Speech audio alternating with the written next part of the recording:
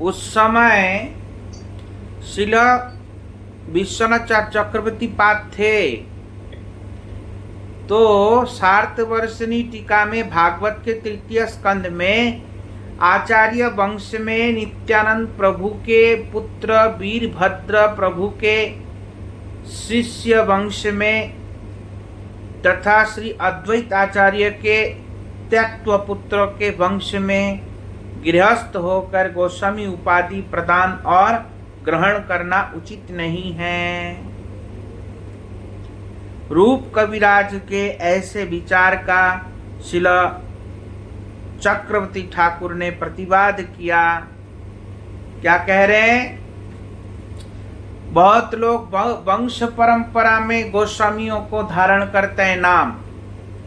अब जैसे वो पुंडरीक गोस्वामी हैं, इसी प्रकार गोस्वामी परंपरा में अपने आप को गोस्वामी बताते हैं। तो बोलते हैं अगर योग्य शिष्य नहीं है तब भी उसको गोस्वामी बना दिया, धन के और पूजा प्रतिष्ठा की लालच में।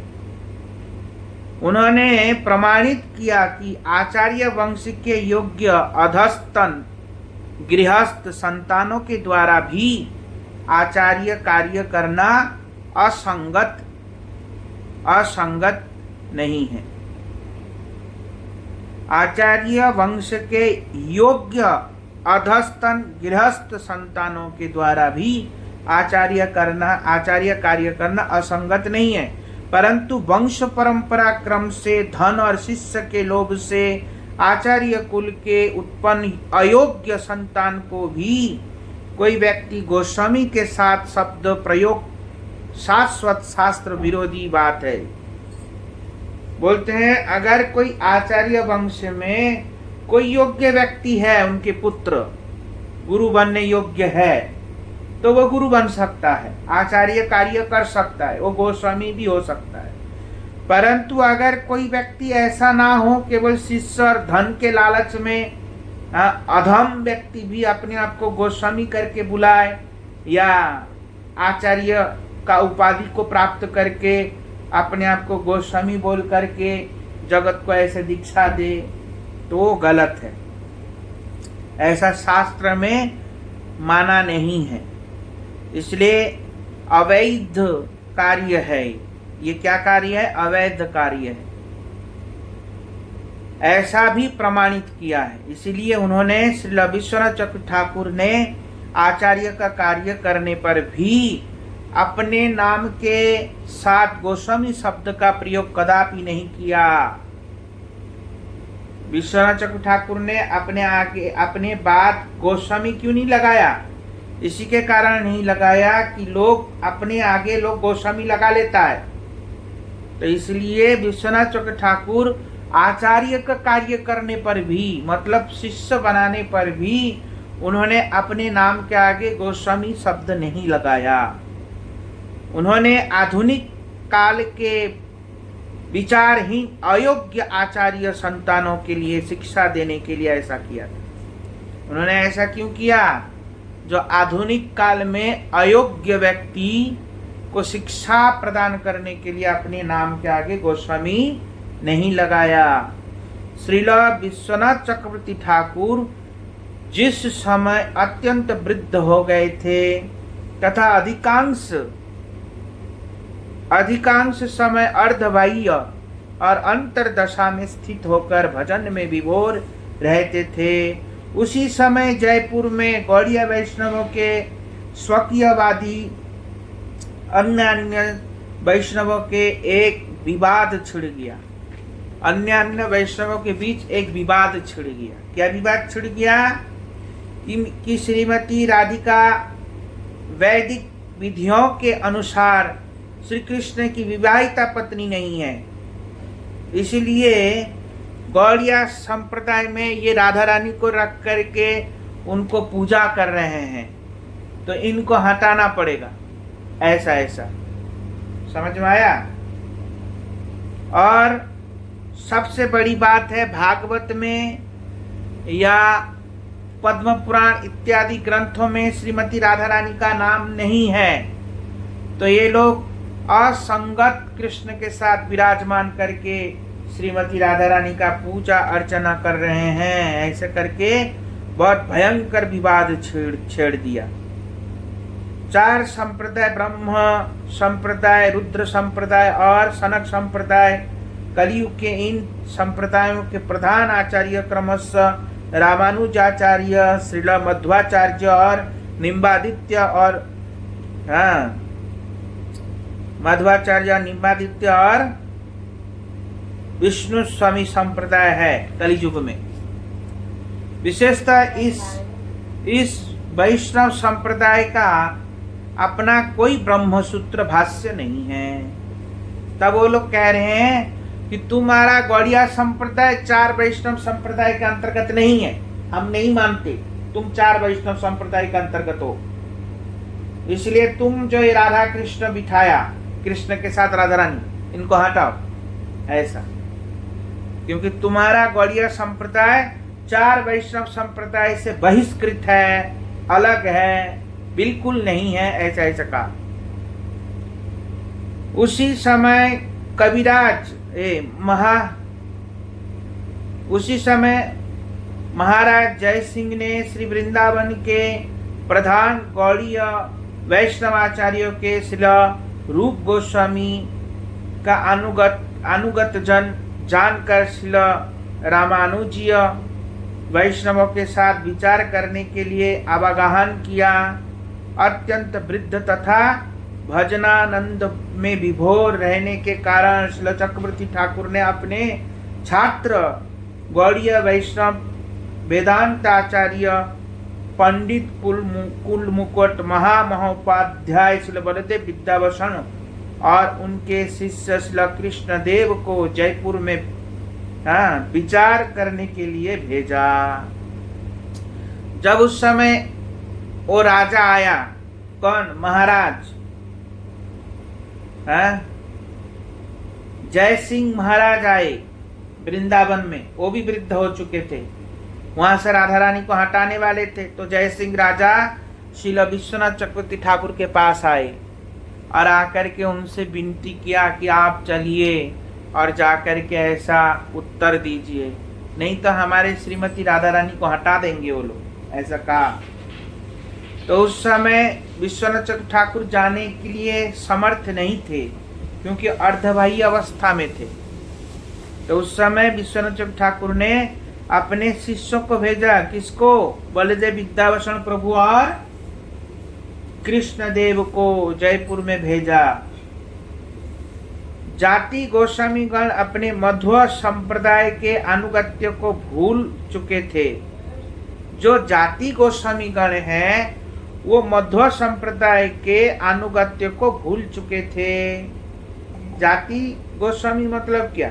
जो अपने जात के आगे गोस्वामी लगा लिया, आया समझ, उसको जाति गोस्वामी कहते हैं। उन्होंने वैष्णवों के वेदांत संबंधी विचारधारा का अनादर कर गौड़िया वैष्णवों के लिए एक महान विपत्ति का आवाहन किया था। श्री बलदेव विद्याभूषण प्रभु ने अकाट्य युक्तियों और सुदृढ़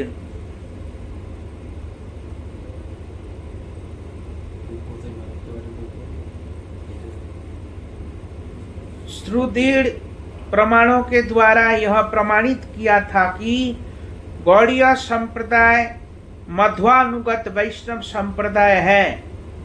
इस संप्रदाय का नाम ब्रह्म मध्व गौड़ीय संप्रदाय है। हमारे पूर्वाचार्य श्री जीव गोस्वामी, कवि कर्णपूर्ण आदि से इसे स्वीकार किया है। कवि कर्णपूर्ण आदि सभी आचार्यों ने स्वीकार किया है। श्री गौड़ीय वैष्णव जन श्री भागवत को ही वेदांत सूत्र का अकृत्रिम भाष्य मानते हैं। जो गौड़ीय संप्रदाय के भक्त लोग हैं वो भागवत को ही वेदांत सूत्र मानते हैं। इसीलिए गौड़ीय वैष्णव संप्रदाय में स्वतंत्र रूप में वेदांत सूत्र किसी भाष्य की रचना नहीं की।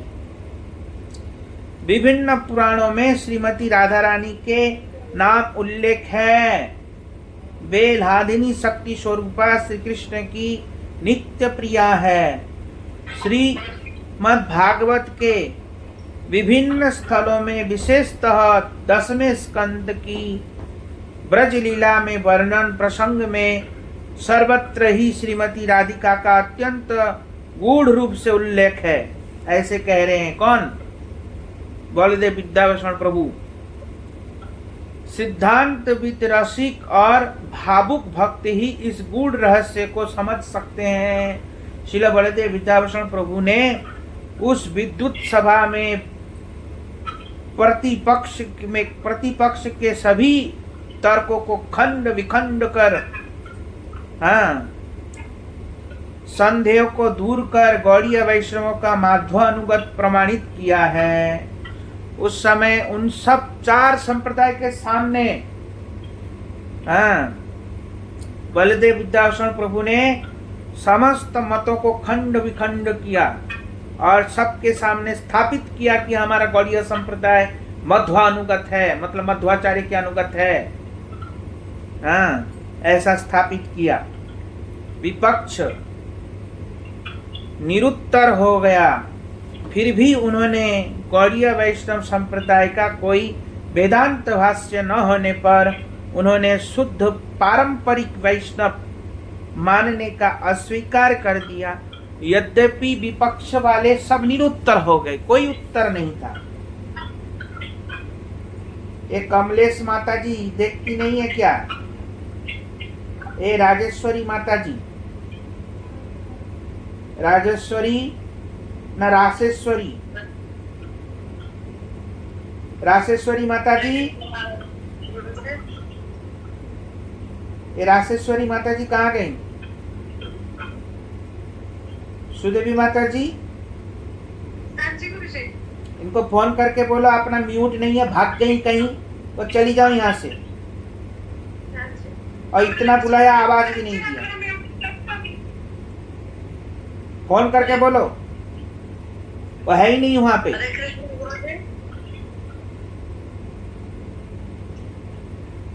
म्यूट क्यों नहीं करती?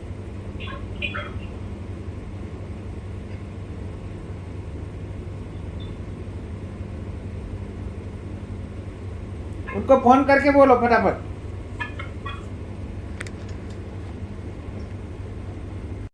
निरुत्तर होने पर भी उन्होंने कहा कि तुम्हारा संप्रदाय में कोई भाष्य नहीं है।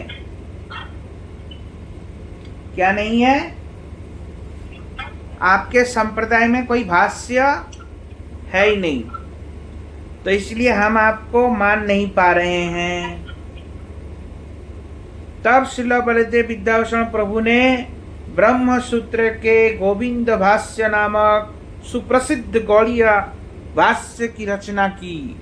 उसी समय वहीं पे गोविंद सूत्र नामक एक भाष्य की रचना किया। कौन? हमारे बलदेव विद्याभूषण प्रभु।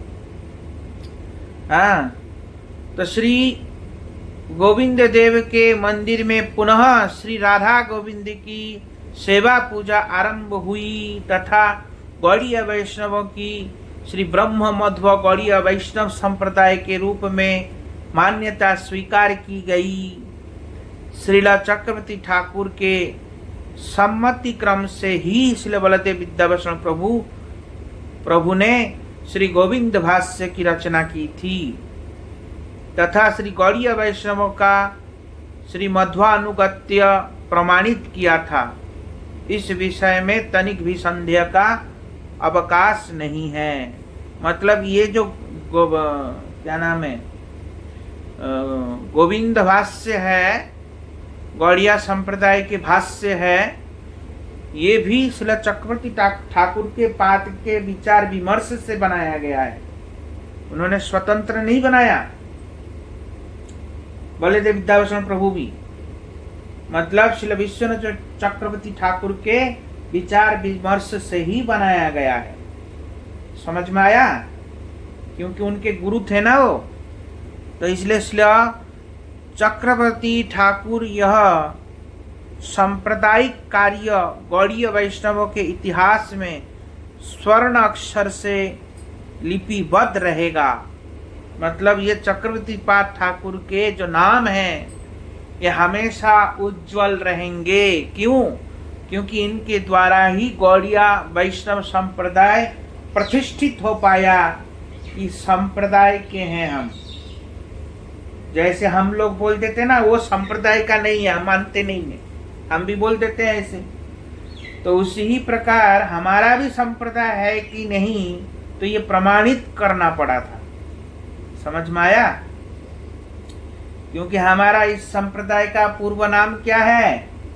हमारे इस संप्रदाय का पूर्व नाम है मध्वाचारी संप्रदाय। तो हम गौड़िया कैसे हो गए? तो उसके लिए प्रमाणित किया गया कि हमारा ये ब्रह्म मध्व गौड़िया संप्रदाय है। तो ये हुआ किनकी वजह से? श्रील विश्वनाथ चक्रवर्ती ठाकुर के वजह से। श्रील विश्वनाथ चक्रवर्ती ठाकुर ने स्वरचित मंत्र दीपिका में एक विशेष घटना का वर्णन किया है। विश्वनाथ चक्रवर्ती ठाकुर के एक ग्रंथ का नाम है मंत्र दीपिका। क्या नाम है? मंत्र दीपिका में एक विशेष घटना का वर्णन किया है। किसी समय उन्होंने श्री चैतन्य चरितामृत का पाठन करते हुए काम गायत्री के अर्थ से संबंधित निम्नलिखित प्यारों पर विचार किया। एक काम गायत्री मंत्र है ना, जिनको पूर्ण दीक्षा मिलता उनको पता चलता है। तो काम गायत्री मंत्र में कृष्णदास कविराज गोस्वामी का एक प्यार है चैतन्य चरितामृत में। क्या प्यार है? कि काम गायत्री मंत्र रूप है कृष्णेर स्वरूप, अर्ध 24 अक्षर तार है, से अक्षर चंद्र है कृष्णे करी उदय, त्रिजगत कैल काममय। ये मंत्र एक प्यार है चैतन्य चरितामृत का कि काम गायत्री श्री कृष्ण का स्वरूप है। इस मंत्र राज में 24.5 अक्षर है। इस मंत्र में कितने अक्षर है? 24.5 अक्षर है तथा इस मंत्र का प्रत्येक अक्षर पूर्ण चंद्र है। इस मंत्र में जो प्रत्येक अक्षर है वो पूर्ण चंद्र है और ये चंद्र समूह कृष्ण को उदय कराकर त्रिजगत को प्रेममय बना देते हैं। ये पूर्ण अक्षर समूह कृष्ण को उदय कर त्रिजगत को प्रेममय बना देते हैं। इन पद्यों के प्रणाम से काम गायत्री में 24.5 अक्षर है, किंतु काम गायत्री में कौन सा अर्ध अक्षर है? बहुत चिंता करने पर भी विश्वनाथ चक्रवर्ती ठाकुर इसे न समझ सके। अब 24.5 अक्षर कौन सा है? 24.5 अक्षर में अर्ध अक्षर कौन सा है? ये समझ नहीं पा रहे हैं। बहुत चिंता भावना किया, बहुत व्याकरण खंगाला, तब भी उनको समझ में नहीं आया। व्याकरण, पुराण, तंत्र, नाटक, नाट्य तथा अलंकार आदि शास्त्रों में विशेष रूप से छानबीन करने पर भी उन्हें कहीं भी अर्धाक्षर का उल्लेख प्राप्त नहीं हुआ। उन सभी शास्त्रों के अनुसार स्वर और व्यंजन के भेद से उन्हें 50 अक्षरों का ही उल्लेख मिलता है, किंतु कहीं भी अर्धाक्षर का कोई प्रमाण नहीं मिला। श्रील जीव गोस्वामी द्वारा रचित हरिनामृत व्याकरण संज्ञा पद में स्वर व्यंजन के प्रसंग में 50 अक्षरों का ही उल्लेख देखा। मातृकान्यास आदि में भी मातृका रूप में ध्यान में कहीं भी उन्हें अर्धाक्षर का उल्लेख नहीं मिला। यहाँ तक कि बृहद नारदीय पुराण में राधिका के सहस्त्र नाम स्तोत्र में वृंदावनेश्वरी श्रीमती राधिका जी को 50 वर्ण रूपिणी कहा गया है। उसे देखकर श्रील चक्रवर्ती ठाकुर का संदेह और भी बढ़ गया। उन्होंने सोचा कि क्या श्रील कविराज गोस्वामी भ्रमवशतः ऐसा लिखा है।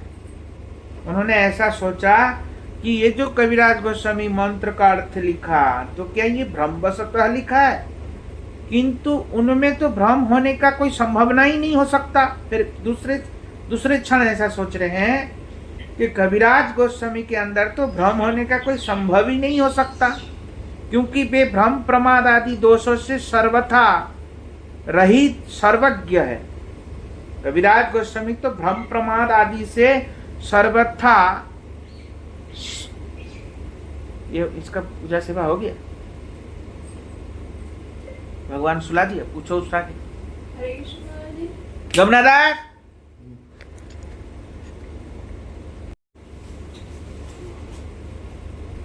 नहीं समझ में आया? यदि युक्त मंत्र में खंड त को अर्धाक्षर मानते हैं तो श्रील कविराज गोस्वामी क्रमभंग दोष से दोषी हो ठहरते हैं, क्योंकि उन्होंने ऐसा वर्णन नहीं किया। अब क्या करेंगे? क्योंकि कृष्णदास कविराज गोस्वामी तो इस प्रकार वर्णन किया, क्या कहा कि सखी हे कृष्ण मुख द्विज राज राज, कृष्ण बपु सिंहासने बसी राज्य शासने, करे संगे चंद्रेर समाज, दुहु गंड सूची कण, जिनिमणि सुदर्पण, सैदु पूर्ण चंद्र जानी, ललाट अष्टमी बिंदु, ताहते चंदन बिंदु, सही एक पूर्ण चंद्रमणि। इस प्रकार चैतन्य चरितामृत में कृष्णदास कविराज गोस्वामी ने युक्त पंक्तियों में श्री कृष्णचंद्र के मुख को पहला एक चंद्र बतलाया है। तत्पश्चात उनके दोनों कपोलों को एक एक पूर्ण चंद्र माना है। दोनों कपोल मतलब गाल। कृष्ण के संपूर्ण मुख को एक चंद्र माना। क्या चंद्र माना? एक चंद्र माना। फिर उनके दोनों कपोल को एक चंद्र, दो चंद्र माना है।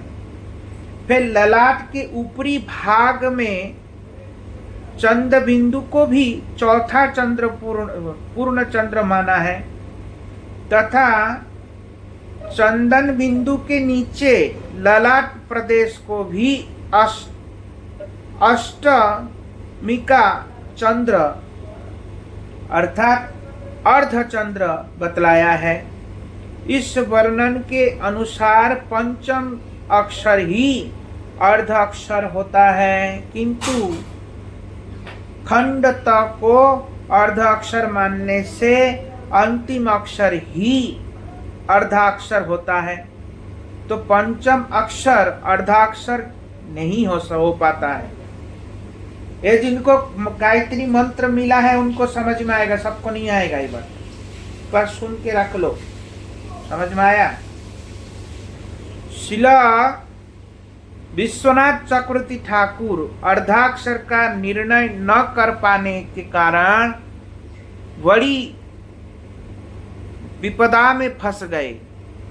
उन्होंने विचार किया यदि मंत्र अक्षर की स्फूर्ति न हो तो मंत्र देवता की स्फूर्ति होना असंभव है। यदि हमारा मंत्र की स्फूर्ति ना हो तो मंत्र देवता के भी स्फूर्ति होना असंभव है। ये ध्यान देने बात है। हम मंत्र जप तो कर रहे हैं, पर मंत्र की स्फूर्ति ना हो तो मंत्र देवता का स्फूर्ति होना असंभव है, हो ही नहीं सकता। इसलिए मंत्र से प्रार्थना करना चाहिए, मंत्र से रोना चाहिए, मंत्र से बिलपना चाहिए कि हमको अर्थ पता नहीं, हे प्रभु, हे मंत्र देवता, मैं आपके शरण में हूँ, आप अर्थ मेरे हृदय में प्रकाश कीजिए, ऐसे ऐसे करके प्रार्थना करना चाहिए। पर हम लोग तो करते नहीं, तो मंत्र कैसे हमारे हृदय में प्रकाशित होगा? तो इसलिए यहाँ पे कह रहे हैं कि मंत्र देवता का स्फूर्ति होना असंभव है, अतएव उपास्य देवता का दर्शन न होने पर मर जाना ही अच्छा है। उन्होंने विचार किया, जब मंत्र देवता ही प्रसन्न नहीं होगा, मंत्र स्फूर्ति नहीं होगा, तो फिर जीने से मेरा फायदा ही क्या है, मैं जी के करूंगा क्या? ऐसे ऐसे विचार किया। अतएव सोच कर वे देह त्याग करने की अभिलाषा से रात में राधा कुंड के तट पर उपस्थित हुए कि आज मैं रात्रि प्रहर में राधा कुंड में झांप देके, मतलब छलांग लगा के अपना प्राण हत्या करूंगा, मर जाऊंगा, प्राण त्याग दूंगा, ऐसा विचार किया। और रात्रि के द्वितीय पहर में व्यतीत होने पर अकस्मात तंत्रा की स्थिति में उन्होंने श्री विश्वानुनंदिनी का दर्शन किया। साक्षात श्रीमती राधा रानी का दर्शन किया। कौन? विश्वनाथ चक्रवर्ती ठाकुर। और श्री राधा रानी ने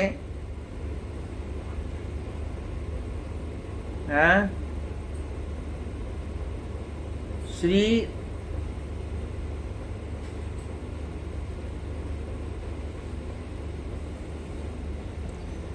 फिर क्या हुआ?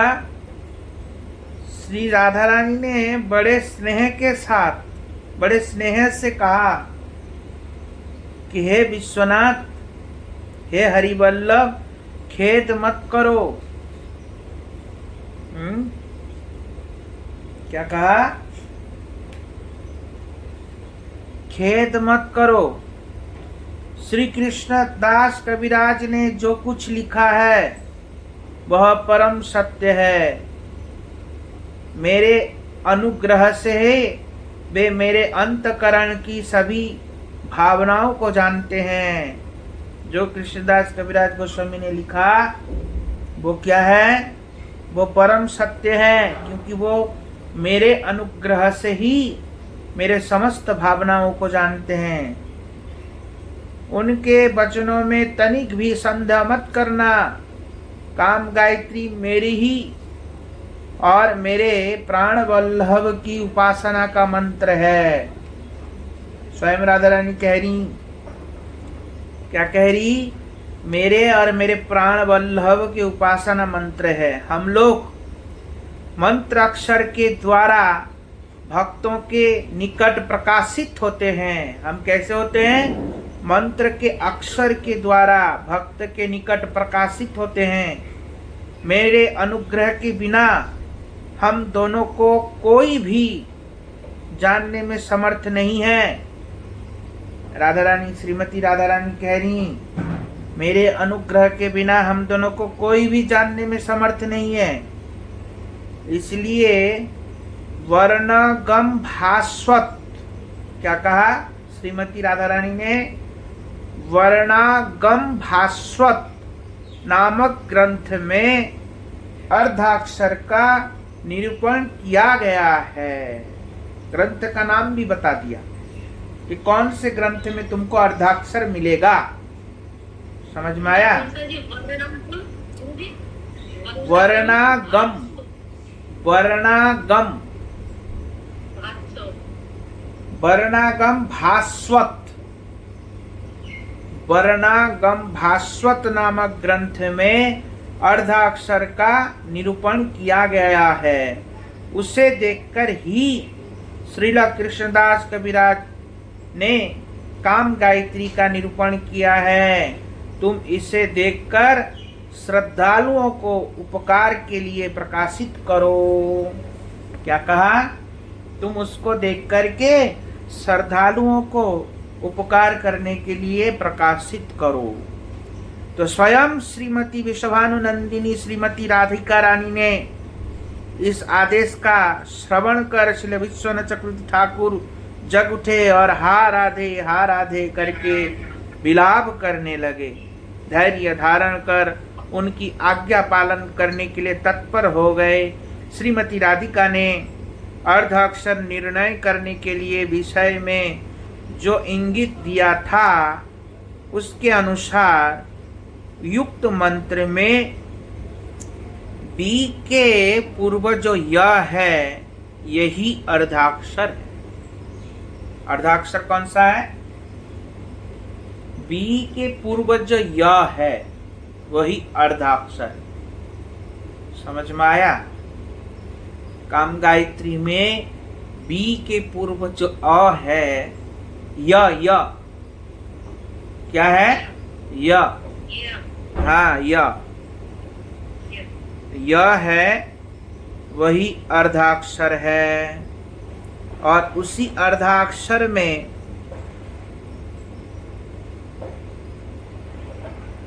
उसके अलावा अन्य सभी अक्षर पूर्ण अक्षर या पूर्ण चंद्र है। उस य के अलावा अन्य जितने भी अक्षर है वो सब पूर्ण अक्षर है या पूर्ण चंद्र है। श्रीमती राधिका जी की कृपा से मंत्र का अर्थ अवगत होकर श्री विश्वनाथ चक्रवर्ती ठाकुर ने अपने इष्ट देव का साक्षात दर्शन किया तथा सिद्ध देह के द्वारा नित्य लीला में परिपक्व प्राप्त किया। इसके पश्चात उन्होंने राधा कुंड तट पर श्री गोकुलानंद नामक श्री विग्रह की प्रतिष्ठा की तथा वहीं रहते समय वृंदावन की नित्य लीलाओं का माधुर्य अनुभव कर शिल कविकर्णपुर द्वारा रचित आनंद वृंदावन चंपू सुखवर्धिनी नामक टीका की रचना की। जो आनंद वृंदावन चंपू है उनकी सुखवर्धिनी नामक टीका भी रचना किया। कौन? श्री विश्वनाथ चक्रवर्ती ठाकुर। अपनी परिणत वयस वृद्धावस्था में भी श्री चक्रवर्ती ठाकुर अर्धदशा या अर्धबाह्य दशा में रहकर भजन करने की अपना अधिकांश समय व्यतीत करने लगे। उनके प्रधान शिष्य श्री बलदेव विद्याभूषण ही उनके स्थान पर शास्त्र अध्ययन का कार्य करने लगे। अब कह रहे हैं श्रीधाम वृंदावन में षड गोस्वामियों का प्रभाव किंचित क्षीण होने पर स्वकीय और परकीयवाद का मतभेद खड़ा हुआ। स्वकीय किसको कहते हैं पहले ये समझना चाहिए। स्वकीय मतलब होता है जैसे द्वारिका के पत्नी है कृष्ण के जो द्वारिका पत्नी है उनको स्वकीय कहा जाता है। और पारकिया किसको कहते हैं?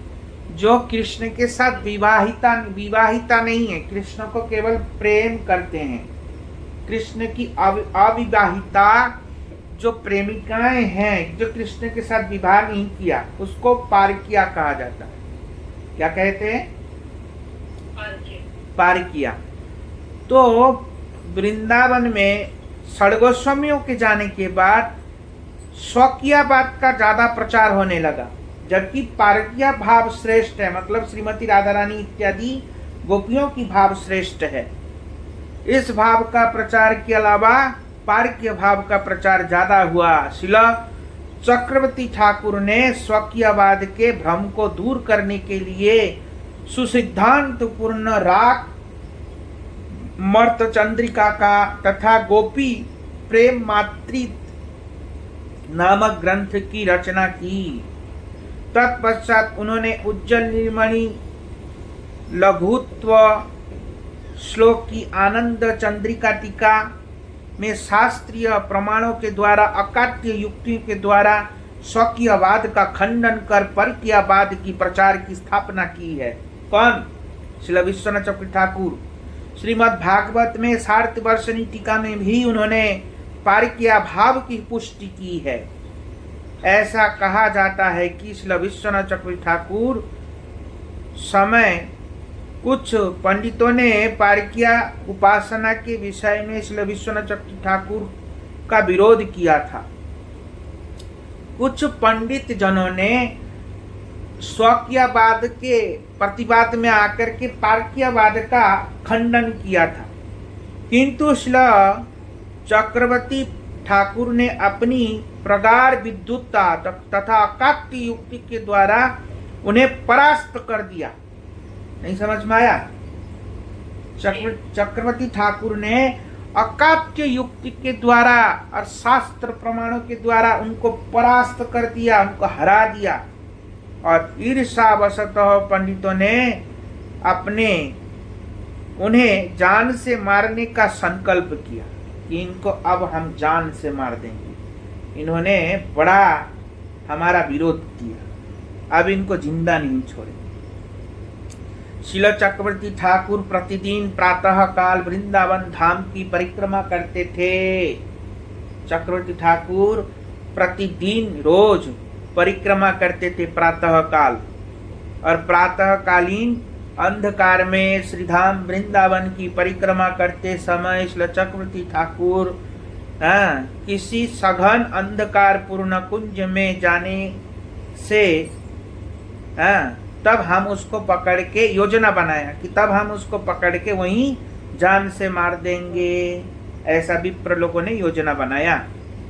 और चक्रवर्ती ठाकुर परिक्रमा करते करते युक्त सघन कुंज के समीप पहुंचने पर वहां विरोधियों ने श्री विश्वनाथ चक्रवर्ती ठाकुर को मारना चाहा, किंतु अकस्मात देखा कि वे वहां नहीं थे, अपितु उनके स्थान पर एक सुंदर ब्रज बालिका अपनी 2-3 सहेलियों के साथ पुष्प चयन कर रही थी। देखा कि कुंज में विश्वनाथ चक्रवर्ती ठाकुर प्रवेश किया, और इतने में देखा कि वहां विश्वनाथ चक्रवर्ती ठाकुर नहीं, उनके साथ 2-3 सहेली और बहुत सुंदर कन्या वो लोग पुष्प चयन कर रही थी। ऐसा देखकर पंडितों ने उस बालिका से पूछा कि लाली, अभी अभी एक महात्मा इधर आ रहे थे, वे किधर गए? क्या तुम उनको देखा है? बालिका ने उत्तर दिया, देखा तो था, परंतु किस ओर गए ये मुझे मालूम नहीं।